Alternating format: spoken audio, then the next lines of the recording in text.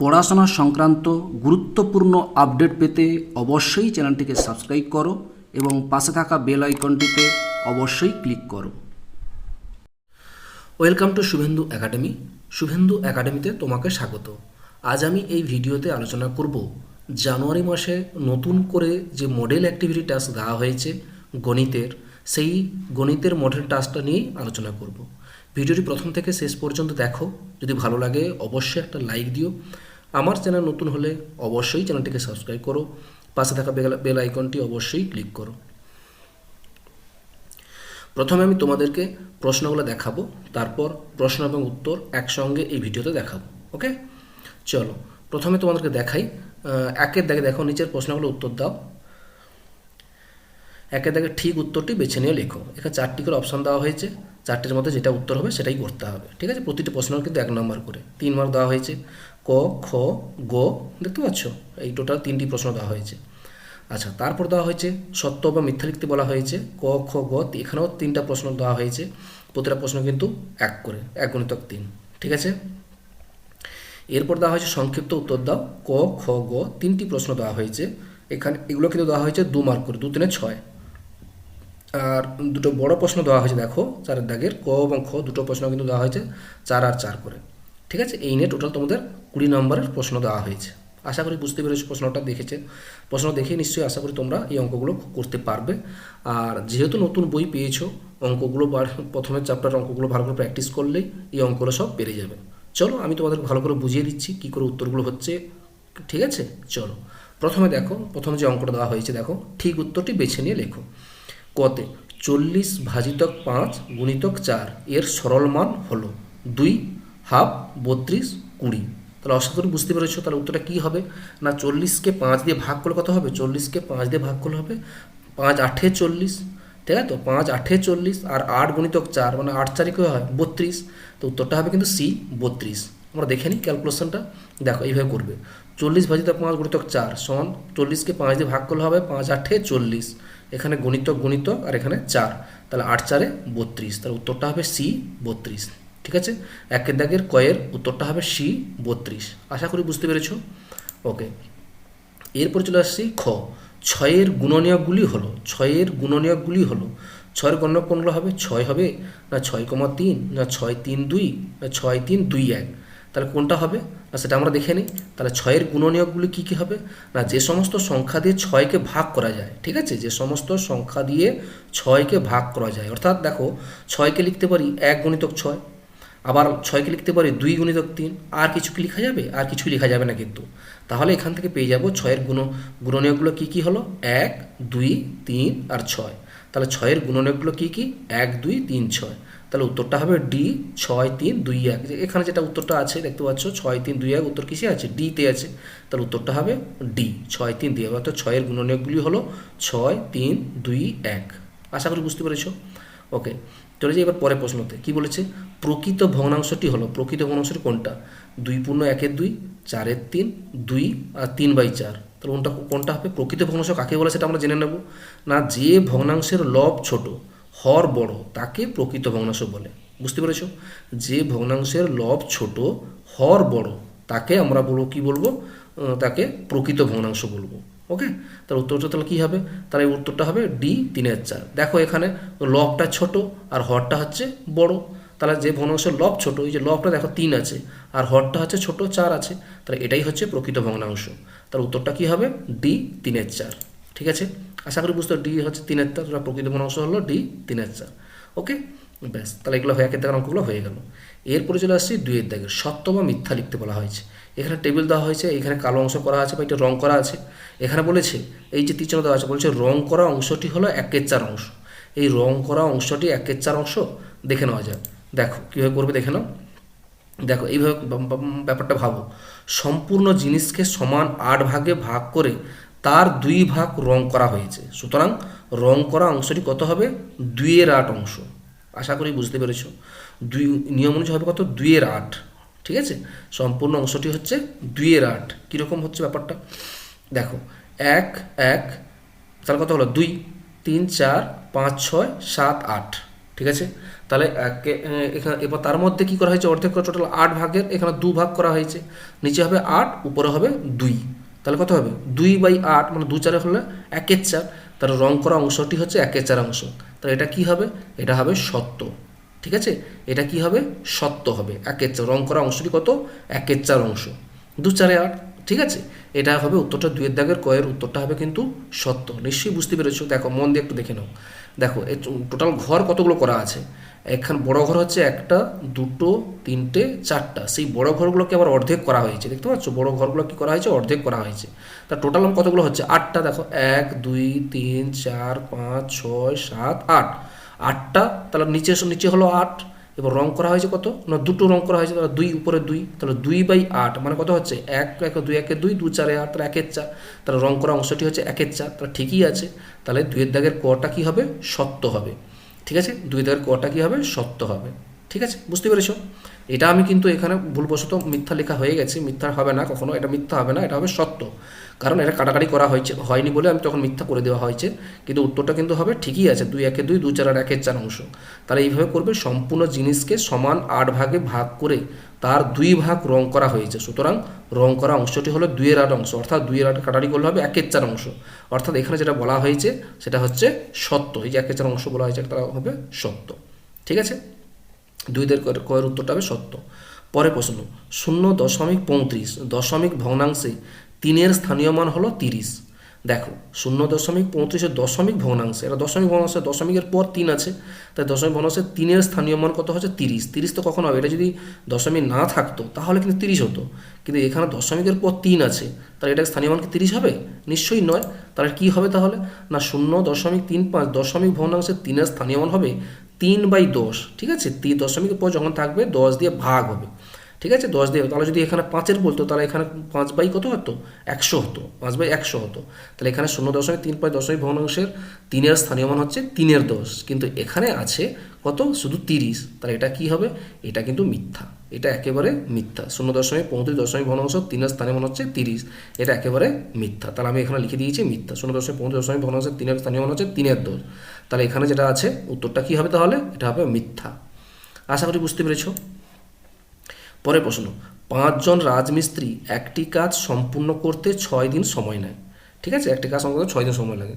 একই কাজ করতে রাজমিস্ত্রির সংখ্যার সঙ্গে সময়ের সম্পর্ক সরল সম্পর্ক হবে কি, একই কাজ করতে রাজমিস্ত্রির সংখ্যার সঙ্গে সময়ের সম্পর্ক সরল সম্পর্ক। দেখো এটা খেয়াল করে দেখো, কাজের পরিমাণ একই থাকলে মিস্ত্রির সংখ্যার সঙ্গে সময় হবে ব্যস্ত সম্পর্ক হবে। কাজের পরিমাণ যদি একই থাকে, মিস্ত্রির সংখ্যার সঙ্গে সময়ের কী হবে, ব্যস্ত সম্পর্ক হবে, কোনোভাবেই সরল সম্পর্ক হবে না। এখানে বলা হয়েছে সরল সম্পর্ক, এটা সরল সম্পর্ক কখনোই হবে না। ঠিক আছে, তার জন্য এটাও কি হবে, মিথ্যা হবে। তাহলে উত্তরটা আমি এখানে লিখে দিয়েছি মিথ্যা, কারণ কাজের পরিমাণ একই থাকলে মিস্ত্রির সংখ্যার সঙ্গে সময় ব্যস্ত সম্পর্ক, এটা মনে রাখবে, ব্যস্ত সম্পর্ক, এই জন্য এখানে আমরা কি করলাম, এটা কি হবে, মিথ্যা। ঠিক আছে, এটাও হবে মিথ্যা, তাহলে দুটো মিথ্যা হলো, উপরটা সত্য হয়েছে। ওকে, বুঝতে পেরেছো, আশা করি বুঝতে পেরেছো। ব্যাস, এরপর চলে আসি 3-এর দাগে। কী বলছে দেখো, 3-এর দাগের পথে মানের ঊর্ধ্বক্রম অনুসারে লিখতে, মানের ঊর্ধ্বক্রম অনুসারে লেখো। খুবই সোজা, মানের ঊর্ধ্বক্রম দেখো 13.3, 11.3, 1.33 আর 2.31। তার মানের ঊর্ধ্বক্রম মানে কি, ছোট থেকে বড়, ছোট থেকে বড় করতে হবে। তাহলে এখানে সব থেকে ছোটো কোনটা, দেখতেই পাচ্ছি 1.33টা সব থেকে ছোটো, তারপরে 2.31, তারপরে 11.3, তারপরে 13.3। বাস এইটুকু করলেই হবে, মানের ঊর্ধ্বক্রম এইভাবে সাজাবে। কে করবে আমি একটু দেখিয়ে দিচ্ছি, দেখো এখানে আমি দেখিয়ে দিচ্ছি গোল করে, দেখো 13.30, 11.30, 1.33, 2.31। ঠিক আছে, তাহলে মানের ঊর্ধ্বক্রম সাজাতে মানে কি, ছোট থেকে বড় করতে হবে, ছোট থেকে বড়, মানের ঊর্ধ্বক্রম মানে হচ্ছে ছোট থেকে বড়। বুঝতে পেরেছি কি বললাম। তাহলে এটাকে যদি সুন্দরভাবে সাজানো হয় তাহলে কি হবে, 1.33, তারপরে বড় হচ্ছে 2.31, তারপরে বড় হচ্ছে 11.30, তারপরে বড় হচ্ছে 13.30। ঠিক আছে, তাহলে মানের ঊর্ধ্বক্রমে এইভাবে লিখে ফেলবে। ঠিক আছে, বুঝতে পেরেছো। 1.33-এর 1.33 বড় হচ্ছে 2.31, তারপরে বড় হচ্ছে 11.30, তারপরে বড় হচ্ছে 13.30। ওকে, আশা করি বুঝতে পেরেছো।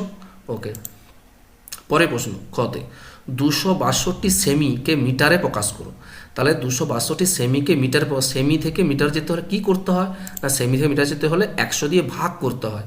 তাহলে দেখো 262 সেমি সমান কত হবে না 262 ভাজিত 100, সেন্টিমিটার থেকে মিটার যেতে হলে কী করতে হবে 100 দিয়ে ভাগ করতে হবে। তা 262কে 100 দিয়ে ভাগ করলে কত হবে না 100 দিয়ে ভাগ করা হবে দুটোর পর দশমিক, তাহলে 2.62 মিটার। ঠিক আছে, 2.62 মিটার। ওকে, তা 262 সেমি সমান হচ্ছে 2.62 মিটার। ওকে, আচ্ছা এটা হয়ে গেল। এরপরে বলেছে গয়ের দাগের 8/5 এই ভগ্নাংশটিকে ছবির সাহায্যে দেখাও। 8/5 এই ভগ্নাংশটিকে কী করতে বলেছে, ছবির সাহায্যে দেখাতে বলেছে। খুবই সোজা। 8/5কে আমরা কীভাবে ভাঙবো দেখো, একটু দেখে নাও। এবার দেখেন 8/5কে লিখতে পারি 1/3/5, 5 একে 5, 3 8, তাহলে 1/3/5। ছবি আঁকি কী করে দেখবে, একের জন্য একটাই ঘর রাখলাম। এবার 3/5 টোটাল, তাহলে 5টা ঘর করো, আবার 5টা ঘর করে দেখো, একটা ঘর কেটে 5টা করলাম, 1 2 3 4 5, 5টা ঘর করলাম। এবার উপরে 3 অংশ, তা 3টাই রং করে দিয়েছি, তা 3। ঠিক আছে, তাহলে একের জন্য পুরো ঘরটা রং করলাম। ঠিক আছে, এটা হচ্ছে বড়, 1 যখন থাকছে, একটা হচ্ছে একটাই ঘর। এবার 3/5 মানে কি না, 3/5 মানে একটা ঘরকে 5 ভাগ করব, তার 3 অংশ। ঠিক আছে, 5 ভাগের 3 ভাগ। ঠিক আছে, 5 ভাগের 3 ভাগ, অর্থাৎ এখানে 3টেতে রং করব আর 2টো ফাঁকা রাখবো, টোটাল 5টা ঘর থাকবে আর 3টে রং করে থাকবে। এইভাবে সুন্দর করে রংটা করবে, খাতায় করে সুন্দর করে এটা করবে। আশা করি বুঝতে পেরেছো। ঠিক আছে, ব্যাস। এরপর চলে আসছি পরের প্রশ্নতে। কি বলেছে দেখে নাও, 4 কতে কি বলেছে, একটি ইঞ্জিনের সামনের চাকার পরিধি 14 ডেসিমিটার। একটি ইঞ্জিনের সামনের চাকার পরিধিটা দেওয়া আছে 14 ডেসিমিটার এবং পিছনের চাকার পরিধি দেওয়া আছে 35 ডেসিমিটার এবং পিছনের চাকার পরিধি কত দেওয়া আছে 35 ডেসিমিটার। কমপক্ষে কত পথ গেলে চাকা দুটি একই সঙ্গে পূর্ণ সংখ্যাকার বার ঘোরা সম্পূর্ণ করবে। কি বললো, বোঝা গেছে কোশ্চেনটা? বলছে একটি ইঞ্জিনের সামনের চাকার পরিধি দেওয়া আছে 14 ডেসিমিটার এবং পিছনের চাকার পরিধি দেওয়া আছে 35 ডেসিমিটার। বলছে কমপক্ষে কত পথ গেলে চাকা দুটি একই সঙ্গে পূর্ণ সংখ্যক বার ঘোরা সম্পূর্ণ করবে। দেখো কীভাবে করবে একটু দেখে বলেছি। দেখো প্রথমে দেখো এইভাবে লিখবে, সামনের চাকার পরিধি 14 ডেসিমিটার, পিছনের চাকার পরিধি 35 ডেসিমিটার। ঠিক আছে, কমপক্ষে কত পথ গেলে চাকা দুটি পূর্ণ সংখ্যক বার আবর্তন করবে, অর্থাৎ এমন একটি ছোট সংখ্যা নির্ণয় করতে হবে যাকে 14 এবং 35 দিয়ে ভাগ করা যায়। ঠিক আছে, তো এমন একটা ছোট সংখ্যা বের করতে হবে যাকে অবশ্যই 14 এবং 35 দিয়ে ভাগ করা যায়। তাহলে অতএব 14 এবং 35-এর ছোট সাধারণ গুণিতক কী হবে, সবথেকে ছোটো সাধারণ গুণ 14 এবং 35-এর ছোটো সাধারণ গুণিতক হবে 14কে 35 দিয়ে উৎপাদক করো, 7 2 14, 7 5 35, অর্থাৎ কী হবে 7 × 2 × 5 মানে 70। কত হবে 7 × 2 × 5 মানে 70। অর্থাৎ সুতরাং ইঞ্জিনটিকে কমপক্ষে 70 ডেসিমি পথ যেতে হবে। ঠিক আছে, এটা কী হবে লসাগু গণিতক। কমপক্ষে ছোটো মানে কি লসাগু করতে হবে, ছোটো সাধারণ গুণিতক মানে কি ছোটো মানে কি লসাগু হবে, লঘিষ্ঠ সাধারণ গুণিতক, লসাগু যাকে বলা হয়। 14 এবং 35-এর লসাগু করবে, 14 আর 35-এর লসাগু করলেই উত্তর বেরিয়ে যাবে। তা 14 35-এর লসাগু কত হচ্ছে না 70। ঠিক আছে, 14 আর 35-এর লসাগু হচ্ছে 70। তাহলে সুতরাং এখানে লিখবে, সুতরাং ইঞ্জিনটিকে কমপক্ষে 70 ডেসিমি পথ যেতে হবে। আশা করি বুঝতে পেরেছো। এখানে কোয়েশ্চেনটা আবার ভালো করে পড়ে নেবে। এইভাবে লিখবে যে সামনের চাকার পরিধি 14 ডেসিমিটার, পিছনের চাকার পরিধি 35 ডেসিমিটার। কমপক্ষে কত পথ গেলে চাকা দুটি পূর্ণ সংখ্যক বার আবর্তন করবে, অর্থাৎ এমন একটি ছোট সংখ্যা নির্ণয় করতে হবে যাকে 14 এবং 35 দিয়ে ভাগ করা যায়। অতএব 14 এবং 35-এর ছোট সাধারণ লিখতে পারো বা লঘিষ্ঠ লিখতে পারো, লঘিষ্ঠ সাধারণ গুণিতক। 14 ও 35-এর লঘিষ্ঠ সাধারণ গুণিতক কী হবে, লঘিষ্ঠ সাধারণ গুণিতক হবে 70, কারণ 14 ও 35-কে লসাগু করলে হচ্ছে 70। ঠিক আছে, বুঝতে পেরেছো 70। তাহলে সুতরাং লিখবে, সুতরাং ইঞ্জিনটিকে কমপক্ষে 70 ডেসিমি পথ যেতে হবে। সুতরাং ইঞ্জিনটিকে কমপক্ষে 70 ডেসিমি পথ যেতে হবে। ঠিক আছে, তার 4 দাগের কয়েক প্রশ্নের উত্তরটা কিন্তু তোমাকে এইভাবে সুন্দর করে লিখতে হবে। আশা করি বুঝতে পেরেছো। আচ্ছা, এর পরের প্রশ্ন কী বলছে দেখো, 360 বিঘা জমি 20 দিনে চাষ করতে 4টি ট্র্যাক্টর লাগে। 360 বিঘা জমি 20 দিনে চাষ করতে 4টি ট্র্যাক্টর লাগে। তাহলে 1800 বিঘা জমি 10 দিনে চাষ করতে হলে কটি ট্র্যাক্টর লাগবে নির্ণয় করো। খুবই সোজা, দেখো কীভাবে করবে একটু দেখিয়ে দিচ্ছি তোমাদেরকে। দেখো এইভাবে প্রথমে লিখবে গণিতের ভাষায় লিখবে, গণিতের ভাষায় সমস্যাটি হলো প্রথমে জমির পরিমাণ ব্র্যাকেটের মধ্যে লিখবে বিঘা, তারপর লিখবে দিন সংখ্যা, তারপর লিখবে ট্রাক্টরের সংখ্যা। তা জমির পরিমাণ দেওয়া আছে দেখো 360, দিন সংখ্যা দেওয়া আছে 20, ট্রাক্টরের সংখ্যা দেওয়া আছে 4, আর জমির পরিমাণ 1800 আর দিন সংখ্যা হচ্ছে 10, তাহলে ট্রাক্টরের সংখ্যা বের করতে বলা হয়েছে। এইভাবে করো, তাহলে কি হলো 360 বিঘা জমি 20 দিনে চাষ করে 4টি ট্রাক্টর। ঠিক আছে, 360 বিঘা জমি 20 দিনে চাষ করে 4টি ট্রাক্টর। তাহলে 1 বিঘা জমি 20 দিনে চাষ করবে কত? 4/360 ট্রাক্টর। আর 1 বিঘা জমি 1 দিনে চাষ করে কত হবে? 4 গুণিতক 20, 4 গুণিতক 20/360। ঠিক আছে, 4 গুণিতক 20/360। এবারে 1800 বিঘা জমি 1 দিনে চাষ করবে কত? না 4 গুণিতক 20 গুণিতক 1800/360। আর 1800 বিঘা জমি 10 দিনে চাষ করবে কত? না 4 গুণিতক 20 গুণিতক 1800 ডিভাইডেড বাই 360 গুণিতক 10, 360 গুণিতক 10। এখানে কাটাকাটি করলাম কি হবে? 10 দিয়ে 20, এখানে কাটাকাটি করার সব সঙ্গে সঙ্গে কেটে দাও। কাটাকাটি করার পর এখানে হচ্ছে কত? 4 গুণিতক 10 মানে 40। তাহলে 40টি ট্র্যাক্টরের প্রয়োজন হবে। তো এখানে সমান লিখবে, এখানে সমান চিহ্নটা দেওয়া হয়নি, সমান চিহ্ন দিয়ে দিবে, সমান দিয়ে লিখবে 40টি ট্র্যাক্টরের প্রয়োজন হবে। ঠিক আছে, 40টি ট্র্যাক্টরের প্রয়োজন হবে। এইভাবে সুন্দর করে এই প্রশ্নের উত্তরটা তৈরি করে দিলাম। তোমাদের এটা কেমন লাগলো অবশ্যই কমেন্টে জানিও। ভিডিওটি যদি তোমাদের একটু ভালো লেগে থাকে অবশ্যই একটা লাইক দিও। আমার চ্যানেল নতুন হলে অবশ্যই চ্যানেলটিকে সাবস্ক্রাইব করো। ভালো থাকো, সুস্থ থাকো, ধন্যবাদ।